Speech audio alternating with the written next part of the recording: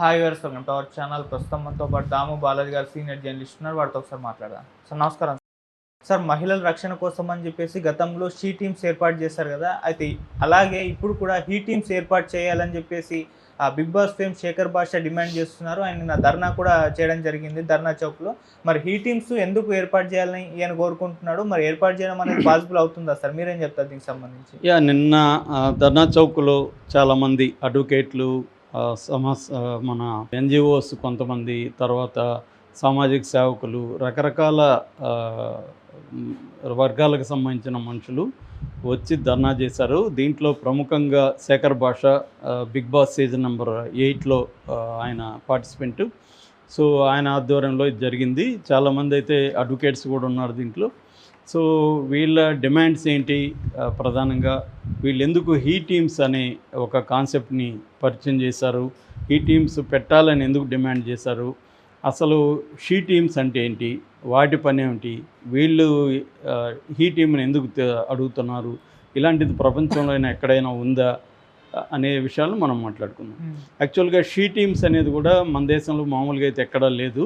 But KCR Singapore వెళ్ళినప్పుడు అక్కడ అలాంటి సిమిలర్ కాన్సెప్ట్ చూశాడు. స్త్రీల కోసం ప్రత్యేకమైన పోలీస్ టీముల్ని ఆయన అక్కడ చూశాడు. ఇలాంటిది మనం కూడా తెలంగాణలో పెట్టాలనే ఉద్దేశంతో ఆయన అక్టోబర్ 24, 2014లో ఈ కాన్సెప్ట్ని ఇంట్రడ్యూస్ చేశారు. షీ అంటే అర్థమైందంటే safety, health and environment. She అంటే SHE, safety, health and environment. ఈ మూడు వచ్చే విధంగా షీ టీమ్స్ అని ఫామ్ చేశారు. ఇవి ప్రధానంగా ఏంటంటే మహిళలకు సంబంధించిన భద్రత, తర్వాత వాళ్ళ సెక్యూరిటీ, సేఫ్టీ, చైల్డ్ మ్యారేజెస్, తర్వాత ఈవ్ టీజింగు, స్టాకర్స్ అంటారు, వాళ్ళని వెంటాడుతూ ఉంటారు కొంతమంది. ఎక్కడైనా బస్ స్టాండ్లో, పబ్లిక్ ప్లేసుల్లో వాళ్ళని ఫాలో అవ్వడం, వెంటాడడం, ఇవన్నీ చేస్తుంటారు. సో ఇలాంటి చర్యల్ని అరికట్టడం కోసం ఈ ఫోర్స్ పనిచేస్తుంది. ఒక అసిస్టెంట్ డీసీపీ ఆధ్వర్యంలో ఒక ఏఎస్ఐ ఉంటారు. ఏఎస్ఐ కింద ఒక 5-6 మంది మహిళా కానిస్టేబుల్ ఉంటారు. వీళ్ళందరూ కూడా అండర్ కవర్గా పనిచేస్తారు. అండర్ కవర్ అంటే మారువేషాల్లో ఉంటారు. మామూలు అమ్మాయిలాగా వీళ్ళు కూడా కలిసిపోతారు. వీళ్ళని కూడా టీచ్ చేసే వాళ్ళు ఉంటారు. వీళ్ళు పోలీసులని వాళ్ళకి తెలియదు అబ్బాయిలకి. అలాంటప్పుడు వాళ్ళు రెడీ హ్యాండెడ్కి పట్టుకుంటారు. అలాగా హైదరాబాద్ పరిధిలో దాదాపు 100 నుంచి 120 టీములు, షీ టీములు పనిచేస్తున్నాయి ప్రజెంట్. ఇది దేశంలోనే కొత్త కాన్సెప్ట్ అని చెప్పొచ్చు. ప్రపంచంలో కూడా ఇలాంటి టీములు చాలా తక్కువ దేశాల్లోనే ఉన్నాయి. ఇది కేసీఆర్ ప్రవేశపెట్టిన మంచి కాన్సెప్ట్లో ఒకటి.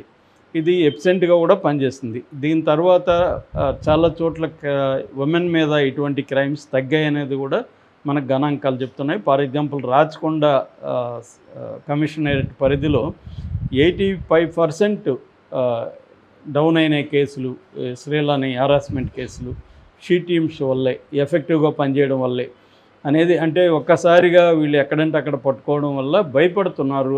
ఎవరినైనా టీచ్ చేయాలన్నా, వాళ్ళని ఏమన్నా ఇబ్బంది పెట్టాలన్నా అబ్బాయిలు భయపడే పరిస్థితి అయితే షీ టీములు తీసుకురాగలిగారు అనేది చూస్తున్నాం. అయినప్పటికీ కూడా జరుగుతున్నాయి. మొన్న కూడా MMTSలో ఒక అమ్మాయిని ఒంటరిగా ఉందని ఒక అబ్బాయి వెళ్ళి రేప్ చేయబోతాం, దూకేయడం, గాయాలవడం, ఇవన్నీ చూసాం. సో ఇది షీ టీమ్స్ కాన్సెప్ట్. అయితే వీళ్ళు ఎందుకు హీ టీమ్స్ అనేది వీళ్ళు ఎందుకు అడుగుతున్నారంటే, వీళ్ళ పాయింట్ ఆఫ్ వ్యూలో వీళ్ళు చెప్పేది ఏంటంటే, మామూలుగా షీ టీమ్స్ ఎందుకు పెట్టారు, స్త్రీలకు భద్రత లేదు మగవాళ్ళ నుంచి అని కదా పెట్టారు. మాకు కూడా మగవాళ్ళకు కూడా స్త్రీల నుంచి భద్రత లేదు, మాకు కూడా హరాస్మెంట్లు జరుగుతున్నాయి, మా మీద తప్పుడు కేసులు పెడుతున్నారు, మమ్మల్ని డౌరీ వరకట్న కేసుల్లో ఇరికిస్తున్నారు, డొమెస్టిక్ వైలెన్స్ కేసులు పెడుతున్నారు, రేప్ కేసులు పెట్టేస్తున్నారు, పోక్సోలు పెడుతున్నారు, ఇలాగ తప్పుడు కేసులు పెట్టి మమ్మల్ని కూడా ఇది చేస్తున్నారు. దీన్నే లీగల్ టెర్రరిజం అని పిలుస్తున్నారు. వీళ్ళు ఒక లీగల్ టెర్రరిజం లాగా వీళ్ళు చేస్తున్నారు. దీని నుంచి మాకు రక్షణ కావాలంటే మాకు ప్రత్యేక భద్రత కల్పించాలి పోలీసులు, అందుకోసమే హీ టీమ్స్ కూడా ఫామ్ అవ్వాలి అనేది వీళ్ళ డిమాండ్. ఇది పైకి కామెడీగా కనిపించవచ్చు, కానీ అంటే షీ టీమ్స్ లాగా హీ టీమ్స్ అనేది దీని వెనకైతే వీళ్ళ ఒక సీరియస్ ప్రాబ్లమ్ని మగవాళ్ళు కూడా స్త్రీల నుంచి ఫేస్ చేస్తున్నట్టుగా మనకి డేటా చూస్తే కూడా అర్థమవుతుంది.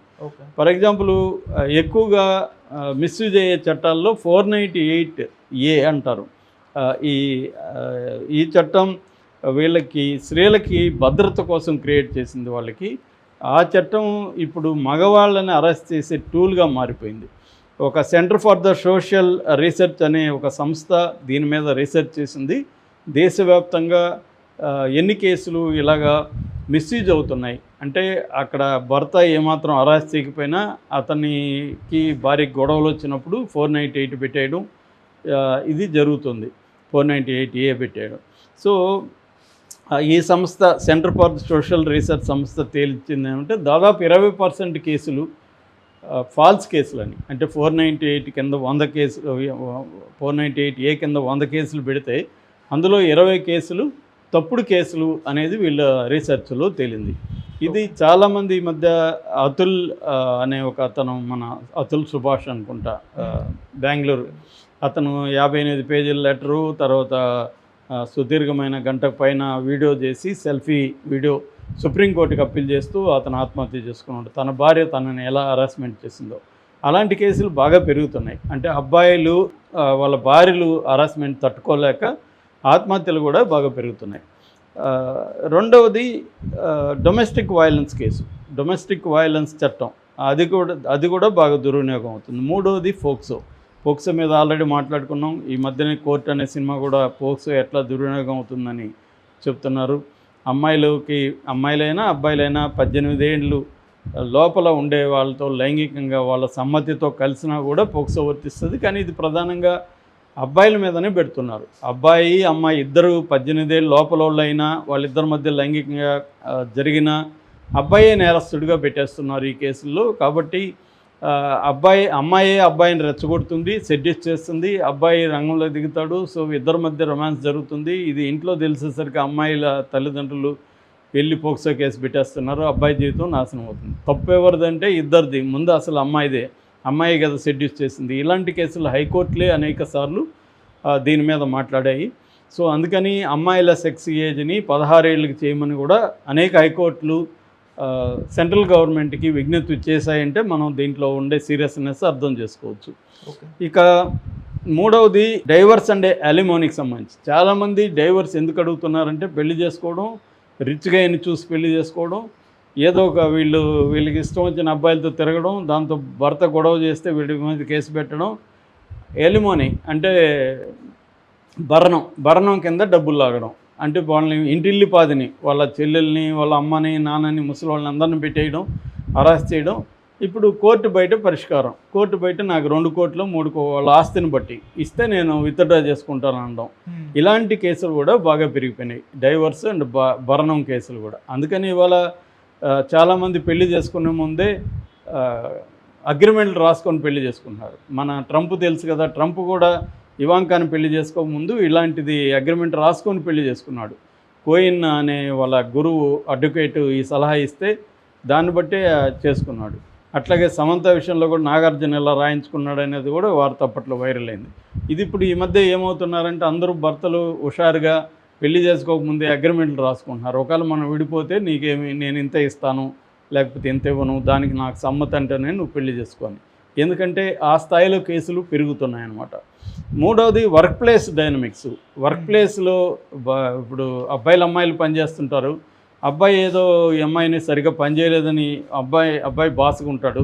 బాస్ తన కింద పనిచేసే అమ్మాయిలు సరిగ్గా పనిచేయకపోతే తిట్టాడనుకో, అతని మీద ఈ కేసులు పెట్టేయడం, నన్ను ఇతను సెక్సువల్గా హరాస్ చేస్తున్నాడు అనేసి పెట్టేయడం.